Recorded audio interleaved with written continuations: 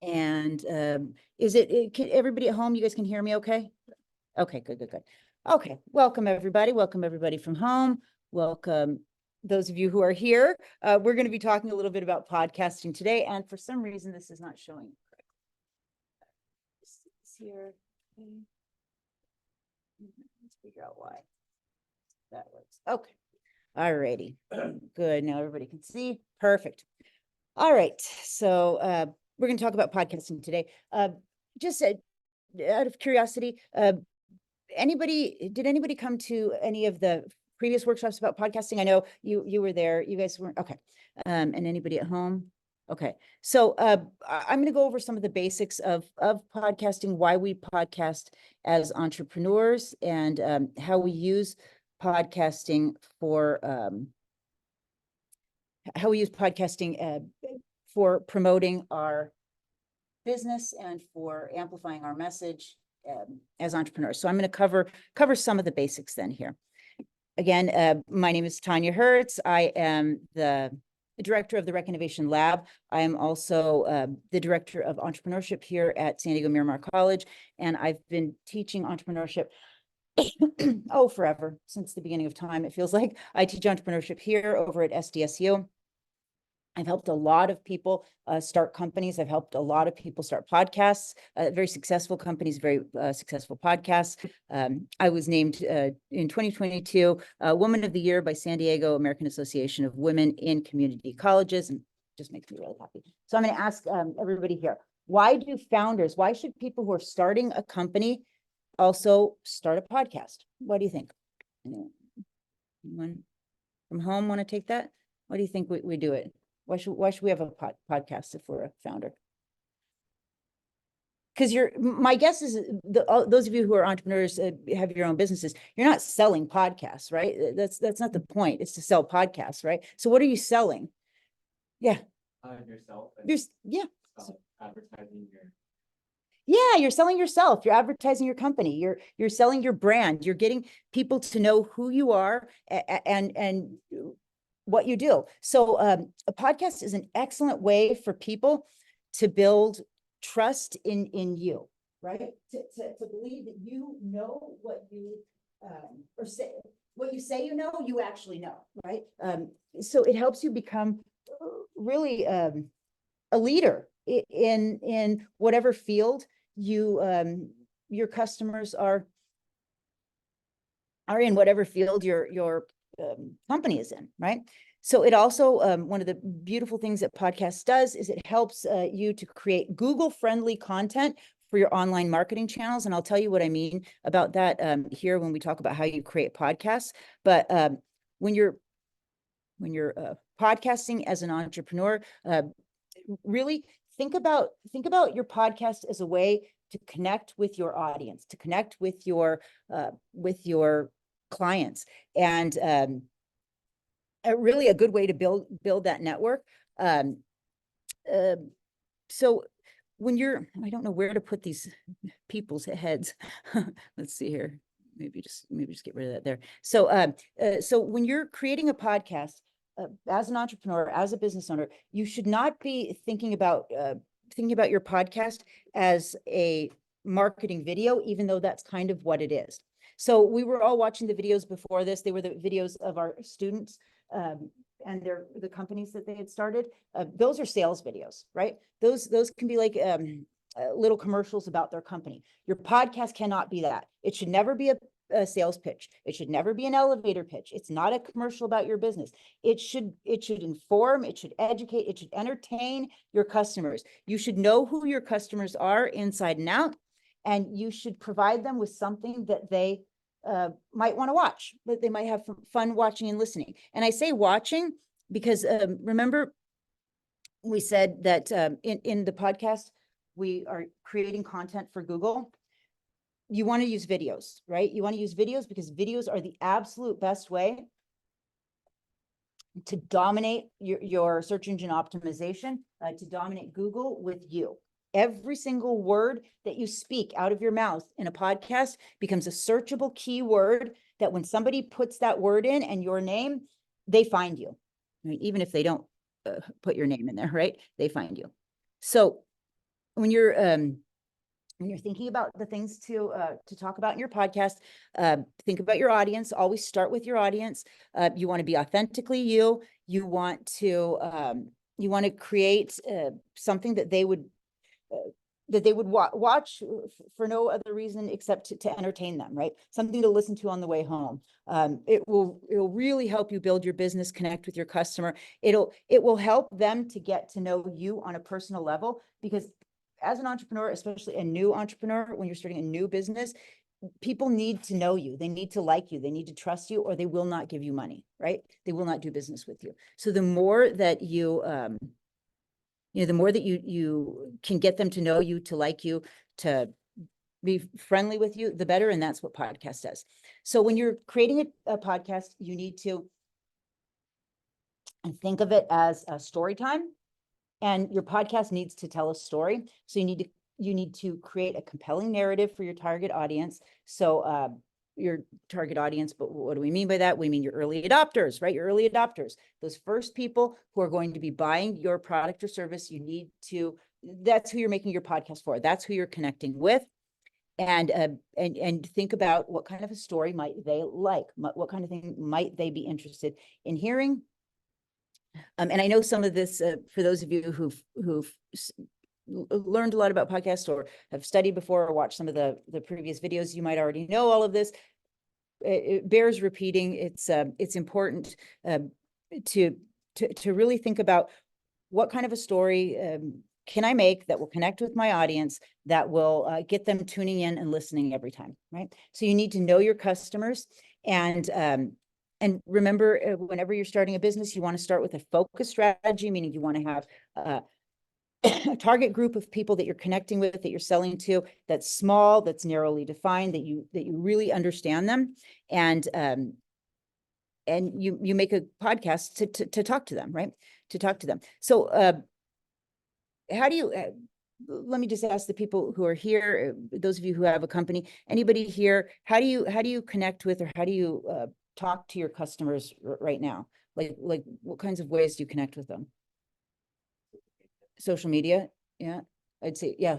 Attending a networking event? Yeah, so maybe networking events, social media. Social media tends to be the primary way that most of us communicate with our target audience. We might also connect with them at the point of sale, for those of us who have a direct consumer sales strategy. But by and large, there's not a lot of interaction often with our customers. And so this is a way for us to interact like on a mass scale with them sort of quickly. So it's important when you're developing your podcast, and when you're thinking about what you want to share with them, that you also think about the medium in which you're going to be presenting this information. Most of you will be also, besides the big distribution channels, will also be broadcasting it to social media. So you figure out your format first, right? So there's lots of different options. You can do an interview type podcast. You can do more of a conversational podcast, educational. You can do like storytelling, either fiction or nonfiction. Can somebody tell me a podcast that they listen to? Anybody? With these two surfers, they put a couch on the beach. Oh yeah, you were telling me about that one. Couch surfing. Couch surfing. So what format would you say? Would you say that's more of like an interview format or conversational? It's a conversational, and sometimes the interview they'll have like a famous surfer, and he'll sit between them two, and they'll just kind of make fun of the surf industry. I love that. I love that. Yeah. Are either one of the podcast main podcast hosts, are they entrepreneurs? Do they have a company, or do you even know? I don't know. That's good. That's actually good. It's not a bad thing if you don't know that they have a company, because you should not be feeling like you're being sold to. Some people do, some people who have podcasts are entrepreneurs. Sometimes the podcast is their only entrepreneurial, right? Yeah, that's their, That's their how they product. make money. Yeah, that's how they make money. And in a little bit today, we're going to talk about how you can make money with a podcast, either as a side sort of hustle or as a marketing, strategy, or even if it's your primary focus. But very often, people entrepreneurs will start a podcast as a way to, promote themselves, promote their business, and the podcast can kind of take over depending on how well you do. I have one student this semester, he actually started his podcast. He's in my management 358 class, my entrepreneurship class. And we do a podcast as an assignment in that entrepreneurship class. And he did his first podcast. It was great. It was funny. It was entertaining. I loved watching it. People liked watching it. He ended up getting 1,000 views on the first podcast. And then he decided he would do another podcast. On the second podcast, it went, I guess it's like they say, viral. It went viral. And he got almost 1 million views on his podcast. And that was just a secondary, it wasn't, the podcast wasn't supposed to be the end all be all. Now he's realizing that he might even shift his focus, right, to just podcasting. I have another student, she's a former student who makes socks, and I can't think of the name of her company right now. But she makes specialized socks that have they're thicker in places where usually you get blisters, like on the back of your heels and things like that. And she just was podcasting with another former student, got over 1 million views on her podcast, right, on TikTok. Yeah. I actually have a camera more leaning towards the TV. Oh, You mean a camera of can't me? see you, yes. Oh, that's all right. Sorry, you guys don't It need to was see me. like closer to here. Oh, So I kind of made it set up I see. like that. It's all right. Yeah. I want you to get in the Thank video. you. Okay, that's nice. That way I'm closer to you guys too. Thank you. Thank you. Yeah, cool. So we were saying we don't want a podcast that's audio only. So audio only podcasts, I mean, sound only, are antiquated, they're outdated. You're missing out on so much. You're missing out on that connection that you can get with your customers or with your viewers. And you're missing out mainly on the ability to leverage Google's algorithm for SEO, to maximize the search engine to optimize the search engine, to optimize Google, and take advantage of the fact that every word that you speak, every word that's out of your mouth is a searchable keyword that people can use to find your company, your business, right? And Tiffany's company, the socks company, I cannot think of the name of it right now, but yeah, she had over 1 million views on there. And what do you think, just out of curiosity, what do you think that did to her sales? Do you think she saw a bump in sales on her company when 1 million people were watching a podcast with her? Heck yes, she had a huge bump in sales, so big that it was, it kind of scared her a little, right? Can I fulfill all the orders that I'm getting? And that's a good problem to have, right? So yeah, so there's things that we can do to increase the probability that those kind of things happen. But the most important thing is that we create something that is interesting to our audience and not just a sales pitch. So I put a few podcast ideas that I liked from various students. So I had a student that they made an app that ranked bathroom cleanliness, and they had a podcast that they went around and they asked people to tell about like bad bathrooms that they'd been in, and it was just kind of funny. It was just a funny little podcast, but it was actually got a lot of hits. There was a business. It was an app again where people could make reservations for restaurants, and it was a podcast where the 4 people just went out to eat. That's all the podcast was. It was going out to eat and they were 4 friends who were fun to watch, and they were funny to listen to, and they just talked, and it was interesting. It was a good one. Yeah, there was a homework app. It was actually a tutoring app, and they went around and interviewed students at SCSU. Oh, this was a great one. So this was an app that calls attorneys whenever you get pulled over in your car. So it automatically dials your attorney if you get pulled over, and you can't hang it up. The police can't hang it up, right? So just to protect you when you get pulled over. And the podcast that he ended up doing was a First Amendment audit. Have you guys heard of those First Amendment audits? Yeah, he had a First Amendment audit podcast where he went around and would audit buildings, just making sure that he could film in a public building and other things like that. And so you can see the podcast does not have to necessarily align perfectly with the startup. It's just has to be something interesting, right? So, all right. Tanya, but Mm. by definition, podcasts Mhm. are live, right? Actually, that's not necessarily. The majority of podcasts are live broadcast, but it does not need to be. More and more we see people are filming their podcasts and then editing it and then So I mean, there's production Mhm. associated. yeah, but not necessarily even a live broadcast. I mean, they can so when you publish your podcast, you're going to want to get it out there on as many platforms as possible. And most of us want to do like a live simulcast where we're broadcasting all, at the same time across multiple platforms. But sometimes you even, and I've done this even where you broadcast them on different platforms at different times. So you can do a lot of different things. A podcast is not, it used to be one thing and it's evolving. It's constantly evolving. Before when you used to say podcast, you would think audio, right? You would think Yeah. only audio, right? And now as we move along through time, we see more and more and more. And now almost every single podcast has a video component. Even if you don't have a video recorded when you make the podcast, you still want to publish it on those video platforms so that you can take advantage of the of Google's algorithm. And so you'll see oftentimes where there will be just a picture, right? A picture of something with the audio recording playing. And that's just so that so they can take advantage and use it for marketing basically.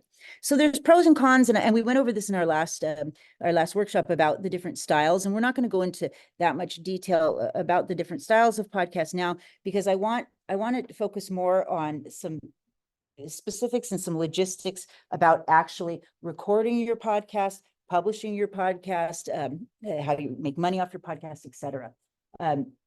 So let's start with the equipment. Obviously, the better equipment you can use, the better, right? You want to have high quality equipment, but there have been many podcasts and many successful podcasts that are simply just filmed using your smartphone, right? You can either buy or rent specific podcast microphone. There's software that you can buy. We have some things in the other room, the headsets, the Shure microphones. You can spend tens of or hundreds of thousands of dollars on equipment, but you don't need to.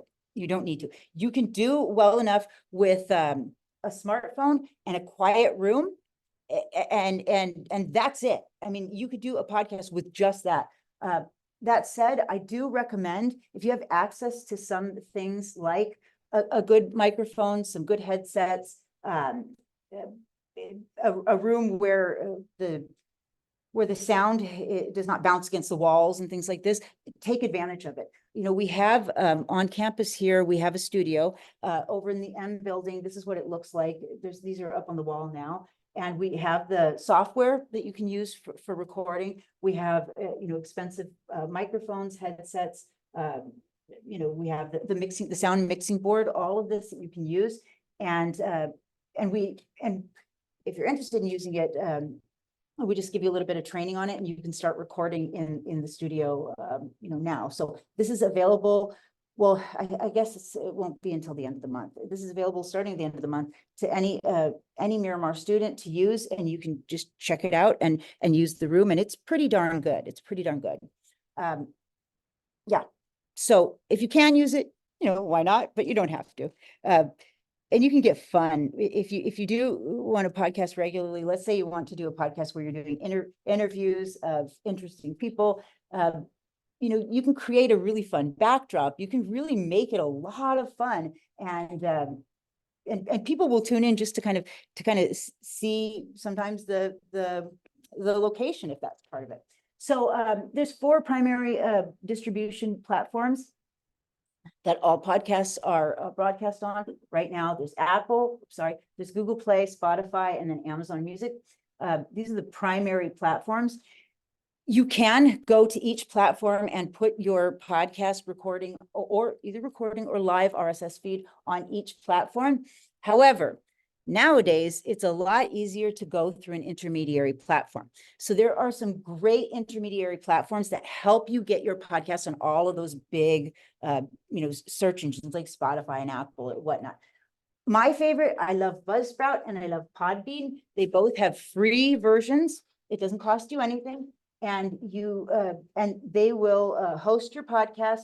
They'll help you create an RSS feed, and I'll tell you what that means in just a little bit. And they help you with a lot of the logistics of getting your podcast out there. There's a whole bunch of them though, and it's an evolving field. When I first started podcasting about 5-6 years ago, these didn't exist. The vast majority of these didn't exist. Maybe Buzzsprout, I think. And so, it's constantly So you have to changing. go to Apple or Mhm. Spotify. Directly. And how much does that cost? It didn't cost anything for just the basic. It didn't cost anything, but just a ton of work. And you had to be pretty tech savvy, which, I'm not, I don't do tech things for fun, and I'm not like naturally tech savvy. So you have to learn all of this complicated process. Nowadays, it's so much easier. These platforms do everything for you. And most of them have a freemium model. So there's a free version of it that does the basics. It's enough. But then when you want to do extra things, or you want to like host your videos for a long period of time or something like that, you pay extra. Yeah. But I would recommend using one of They're these. all subscriptions. They're all subscription based. Exactly. Yeah. Almost all of them have a free component. Oh. So yeah, you can do most of what they do with the free version. So most of you are familiar with Canva, right? For making flyers and things like that. So very similar to that. Canva, you can do a lot with the free version. You can get almost everything that you need to get done with it.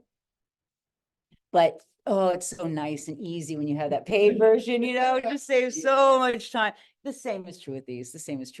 So, I think Buzzsprout is like $17 a month or something like that. It's not very expensive.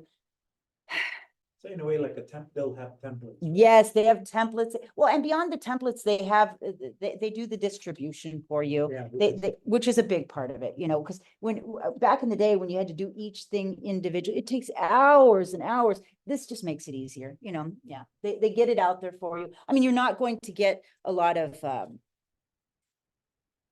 lot of advertising with that. And, you're not paying for reach at that point. You're just paying for the service. And I should say this too, it's kind of a good point to say this. People are not going to find your podcast by going on Spotify and searching, it's just not going to happen. If you think that's going to happen, you're delusional, right? It's not going to happen. The way that people will find your podcast is you tell them, right? You need to know just like if you have a website right now, when you're an entrepreneur, you don't just hope that people find your whatever you're selling on Google. It's not going to happen. What's going to happen is you're going to tell them about it through your marketing, efforts. So you're going to communicate with your early adopters. And that's why you need to start your social media marketing platforms early in your business, right? As soon as you launch, no, not as soon as you launch, way before you launch, you need to have those platforms built up. You need to have a good network of people. Your book of business or your book of potential customers should be getting bigger every single week, every single day. And you need to tell them, I got another podcast out. Listen to this podcast. It's going to be fun. A live podcast, so-and-so time, so-and-so date. When we were doing podcasts at the Rec, we were doing them a little too much. We were doing them once a week. They were a lot of fun. That's really what helped us grow our business, fast, because we were able to, with the, let's say we had 1,000 people right then in our list of customers, our customer database. When we would do a live podcast, we would post it on all of the social media marketing channels, right? We would send an email out to all of our 1,000 people, and we would say, hey, this podcast is happening on this day. And then one thing that we did, and one reason why a lot of people like to do interviews, is then not only do you connect with everybody that you're connected with, it's everybody that you're interviewing. And when you get somebody good on your podcast, somebody that people want to hear from, people are excited to hear about, then that's when you grow just exponentially. And then all those people who before just stopped in to see that one podcast, you're hoping that you can capture maybe 10 or 20 or 15% of them. And now your customer base just grows and grows and grows. And these could potentially be not just your podcast viewers, but your customers, right? So that's why it's so important to really treat this whole podcasting world as a marketing strategy, right? So often people don't understand what you're doing is you're marketing. So when you broadcast or distribute your podcasts, use one of those distribution platforms is what I recommend. But then also make sure to live simulcast to YouTube, Instagram, LinkedIn, TikTok, any social media marketing platform you're on, make sure that you're doing a simulcast to all of those platforms. I like I like recording the podcast actually on especially when you're small on Zoom. Recording it on Zoom, and then while you're recording it onto Zoom, you can then at the same time broadcast it to all of the social media channels, to your YouTube channel, and then after the fact, you have a recording where people can come back again. They can, if they type in the keywords, they can search for it. And then it's just helping sort of build up your, you online. All right. So to get started, one of the first things that you want to do, you want to brainstorm. We went over this part on one of the previous workshops, creating a podcast idea log. This is a good way to kind of get your ideas together, to go through the questions that you need to ask before you even film that first podcast or record that first podcast. I will put the link to this also in YouTube. Yeah. And so anybody who comes today will send you the links to all of these documents, to this video, and to this PowerPoint. And anybody who's watching this right now on online, you can find this down in YouTube in the comments section. There's going to be a link to this there as well. And to the podcast and to the idea log. So once you brainstorm with your idea log, create a storyboard. And this storyboard process is just the process whereby you are basically writing a very loose script with some pictures that go along with it, so that everybody who's helping you and you yourself knows what's supposed to happen and when. So I don't care what kind of budget you have, how small your entrepreneurial team is, you still should do the basics of planning before you launch your first podcast. So let's say I want to do a podcast. I'm going to do one where I'm interviewing entrepreneurs, and I'm asking, well, our podcast, it was Jolt. It was just one little topic, and we would interview entrepreneurs. We would spend 5 minutes or less. They were 5-minute podcasts, right? So they can be very short. Yeah. And then we would, I was gonna ask what the sweet spot is. yeah, so it's different. It depends on your customer base. Yeah. It depends on the type of podcast. It depends, is it educational? So it's going to be different, but shorter usually is better. Yeah, shorter is typically better. Although then you get people like Joe Rogan, who does an 1.5-hour podcast and people love it. So who knows, sometimes, or 3.5 hour, whatever. Yeah, whatever it is. But no matter what, even Joe Rogan or Howard Stern or anybody who's doing these video recordings, plans beforehand. I don't care how loose and unscripted it feels. And I love when it feels like we're having a conversation. That's the beauty of podcasting. But you have to do your homework.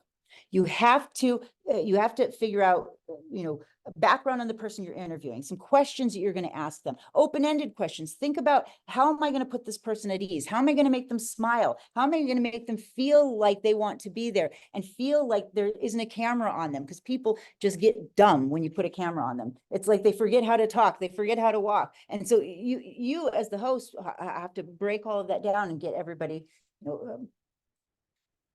ready to podcast. And so I recommend doing a storyboard, writing it out, writing a script. Think about the things that you're going to talk about, the people that you're going to talk about. Be ready with questions. Be also flexible enough to know when something is interesting and follow that thread. But that doesn't mean don't have a plan, right? Don't have a plan. So yeah, brainstorm those questions beforehand, open-ended, follow up on interesting points, do your research, stay flexible. Here's the basic storyboard format. You can do any format that you want. You can use Canva to create a storyboard and format. But the point is don't spend a lot of time trying to make this pretty. Just think of it as a script with pictures to sort of help you get through the podcast. There's templates in Canva. I've showed people in other workshops how to do this. There's links on how to do this in Canva.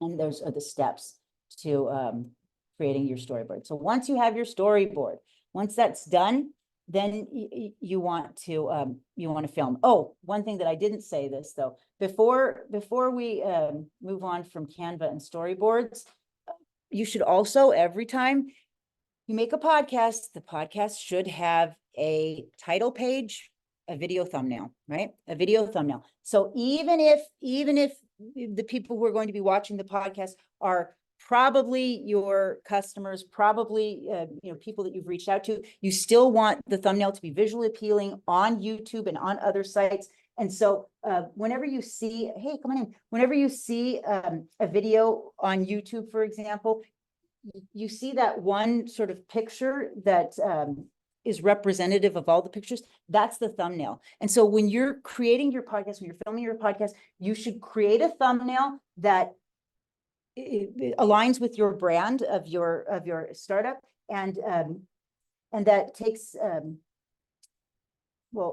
it takes into account the way that humans are more likely to click on certain things like faces, right? So we know that we're 11 times more likely to click on a video or to open a video if there's a human face on that video. And we know where people will look on video thumbnails. When there is a face, we always look first at the eyes of the face. We're humans, right? We're hardwired to identify faces. Like we see faces when there aren't faces. And so we'll look at a face and then we'll look where the eyes are looking next. And so often you'll see a lot of thumbnails, on YouTube and around where people are pointing or looking in some direction. And that's because we know through research that people will look at the face and look at where they're looking. And so this would have been a better thumbnail if I would have been looking at my logo right there, right? Or something that I really wanted people to look at. But there are things that you can do, so since we're creating a storyboard, let's create a thumbnail as well on all of our videos. Make sure that we have a photo, that we have a high quality, and that we have a title that's engaging, interesting, and will get people to actually click on it. There's some things that you can do too, some small little tests that you can do, sort of A/B testing. Put your video out with one thumbnail and with another, with one title and with another, and see what people are clicking on. See what people actually like. You'll learn a lot quickly. You'll learn a lot quickly. Okay, so some other things we want to talk about. Live streaming. So I recommend whenever possible with podcasting to live stream, right? And to live simulcast to multiple channels. So you can use, even when you're using one of the distribution platforms that I talked about before, I still think it's a good idea to live broadcast. So a lot of people will pre-record the podcast, edit it, and then send it out. It depends on how much work and time you want to be putting into this. One drawback to podcasting is it can take a lot of time. It can suck up a ton of your time. And in entrepreneurship, perfection is the enemy of progress. And we can, as perfectionists, often will get just stuck on making everything perfect to the point where we get nothing done. And that's one of the reasons why I really like live broadcasting. That's what it is, so it's not perfect. That's what it is. It's done. It's out there, right? It doesn't have to be perfect, right? We can still get a lot of benefit from it. That said, when you are live streaming, you do need help. It's a lot to do a podcast by yourself. I've done hundreds of podcasts myself, but it really is exhausting. It's so much easier when you have somebody there to help you, especially when you're simulcasting to multiple platforms. All right. And so a few things that you should remember when you're podcasting, you do want to, I say that now, like, I don't even know where the camera is on this one. You do want to look good in your podcast to a certain extent. You want to make sure that the lighting is right. You want the camera to not be looking at you from below, but a little bit from above. If you are recording or podcasting through Zoom, you can adjust the settings so that it improves the way that you look. Basically, it adjusts the lighting for when there's harsh lighting, and there's a lot of reasons for this. We know that people are more likely to buy from people that they like the looks of. The better looking somebody is, the more the higher that ranking people will give them on their speaking ability, even has nothing to do with any of it. They're more likely to trust them. They're more likely to follow them. And so we can do certain things like that to increase the probability that people will like us, follow us, etc. Remember that one of the reasons that we are podcasting is to create content, and that content is created through the words that we speak, the keywords. And so we want to leverage Google's algorithm, and we want to make sure that there's a video no matter what. Oh yeah. A couple other things, make sure that the sound is good, make sure that there's not a lot of distractions. If you do plan on editing the video, give yourself a timeline. Just give yourself, say, okay, I'm going to get this podcast out no matter what, within a week of recording or whatever that date is, so that you don't end up spending hours and hours and hours working on something when you should be focusing on whatever it is that you're selling or some other thing, right? What else was I going to say about this? Oh, intros and outros. So an intro and an outro is the visual and auditory little clip that you can put at the beginning and end of your podcast. It's just another tool in your branding toolkit. It helps people to remember you, your business, and it sort of all goes together to create that memory in people's minds. And so I highly recommend creating a little short intro and outro. So a little some music in and out, and you can find hundreds, thousands of free music choices that you can use in your intro and outro. You can just go into Google and type free music I can use, free short music clips, and then whatever you end up doing, stick with it, right? Because the way that it's useful is through repetition, through people seeing and hearing the same things over and over again. Just like with your branding materials, you want to have the color that you use, have the same logo, and do it again and again and again. I know I had a friend of mine who is in a band, and the advice that he would give when anybody would ask about being in a band, what do I do? He would always just say, keep the same name and don't quit, and you'll do great. You'll do fine. And it was true. Everybody who kept the same band name and didn't quit did well, right? They got record contracts. They did, eventually did really well. So yeah, right. You want to have that name in people's minds, at the forefront of people's minds. So again, choose a place that you can use that makes your guests comfortable, where you're comfortable, where there's not a lot of extra noise. Think about the audio component, even when you do the video, because remember that the easiest way to make a video, a podcast, to feel professional is not really the video. It's more about the audio. The audio is more important than the video. So video is, yes, important, but so if you're going to upgrade one thing, rather than a camera, I'd say get a good quality microphone. Make sure that the sound doesn't bounce off the walls, et cetera, et cetera. And you, like I said, you're welcome to use our podcast recording studio over here in the M building. I think it'll probably be a couple weeks before it's totally ready, but it'll be ready in a month for now. Okay. So do we have enough time for me to, yeah, a couple more minutes. We have about 9 more minutes. So important things, how to make money when podcasting. So your podcast can be the sole focus of how you're making money, or it can be the sort of your marketing strategy with which you can also make money. And there's a few ways you can do that. You can ask for money. What's the name of that platform where you can support podcasts like an artistic endeavor? Patreon. Thank you. Patreon. Yep. So you can put your podcast on Patreon. People can support it that way.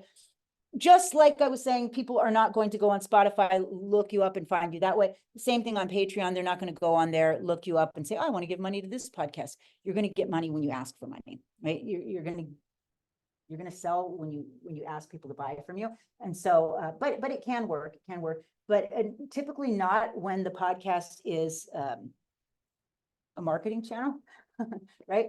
You can offer paid membership tiers. So if that's really only true once the podcast gets big enough, when people actually want to listen, and you have enough people wanting to listen, you can essentially treat it as a freemium model, wherein people will get to watch the podcast for free, but for certain benefits, they pay extra.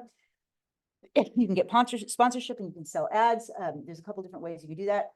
You've all seen where the host will promote the product on an ad, right? Within a podcast where he says, oh, did you have a bad night's sleep? Well, then you should sleep on this mattress or whatever it is, right? Do you like surfing? Go surf on Earthband surfboards, right? There's also pre-recorded ads. And these are the ways that you have full ads within the podcast. You can also have ads within the videos or ads within the host platform, depending on how many people watch your platform again, or watch your podcast.